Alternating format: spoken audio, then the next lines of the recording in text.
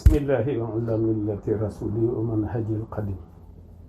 Asalaamaaleykum wa rahmatullahi taala wa barakatuhu.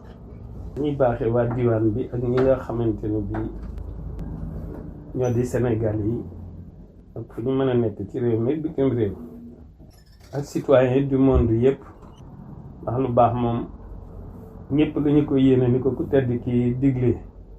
dañuy wax ni borom xam-xam yi dañuy wax ni cant gu dëggu moo gën a féete kaw jaamu yàlla yëpp. ndaw ñi ma bëgg leen a baaxee xeetu cantiin ndax cant dafa am ay façon, dafa am cantug yéene, am cantug wax, am cantug jëf, maanaam di ko yéene, di ko doxee, di ko pratique. ko defee dëgg la wala fii dinañ wax naan alhamdu xaaju cant yi ñeent dinañu koy wax, waaye cant moom mën naa ëpp sax ñeent. mi nga aju ci rek façon bi nga koy defee ak li tax nga koy def ak yi mu concerné, moo xam cër yi la moo xam lu mën a doon. waaye bokk na ci cant yi nga xam ni dafa gën a matale, mais bu fekkee dallu nga bay yeewu, boo yeewoo bala ngaa wàcc sablal nga xam ne da ngay sant yàlla ci yeewu gi nga yeewu. léegi nag am na aw cantin mooy boo ko waxee ni ko fekkente ni ku mel ni man nga xam ne doon nangu di jéem a jubali ci yàlla direct, boo ko da nga koy wax ni ko kat yow sama borom maa ngi jaar ci ku tedd ki ci Cheikh Ahmadou Bamba Xaadimu Rasuul sama cant, ndax moom da nga ko nangul ba noppi te man wóoluwuma sama bopp. maa ngi làqu ci moom di sant le cër yëpp, maanaam jëmm ji mu ngi lay sant. waaye nag xam nga bu fekkee yeewu nga moom xol bi ak xel mi kon ñoo war a njëkk a sant. waaw bët yi topp ci ndax yeewu nga di xool, te mënoon ngaa yeewu bu ko neexoon mënoon ngaa yeewu ba noppi te bët yi duutu xool. waaw bu dee loxo yi itam mënoon naa bañ a yëngu, wala cër bu ci nekk daal nga ne ko maa ngi santal cër yëpp ci limu ñii sant ñëpp ni ñu toll ak limu ñi dul sant ni ñu toll. waaw bu ko defee day daal di matale.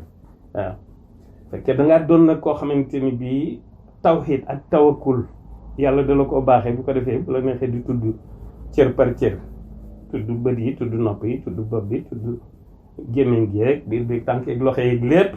waaw ni Alaaji Abdou Aziz Dabakh daan ñaane, xalifa bi fi nekk sax di Serigne Mbaye Sy Mansour dina di ñaanu détail yooyu. waaye ko ñu demee ni nun nga xam ne nun ku demee ni man nga xam ni moom wóolul boppam, nga xam ne day fekk rek li ko tedd ki ñaan ba mu nangu rek mu jéem a xool nu mu ciy amee. waaw mu jéem a xool nu mu ciy amee.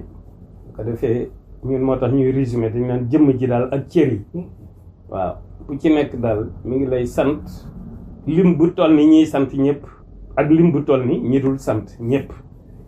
lii nag du càggee na waa diwaan rek laa ko wax, ndax lu baax moom dafa war a tas ci ñëpp.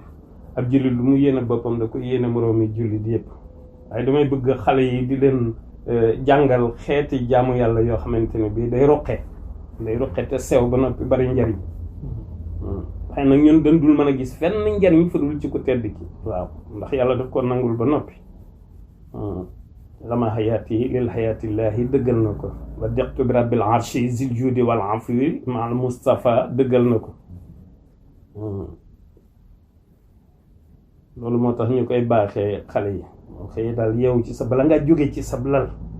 waaw man alhamdu wa shukru mahamdillahi ala nabi wala di abdillahi man caa teg yi ma wax.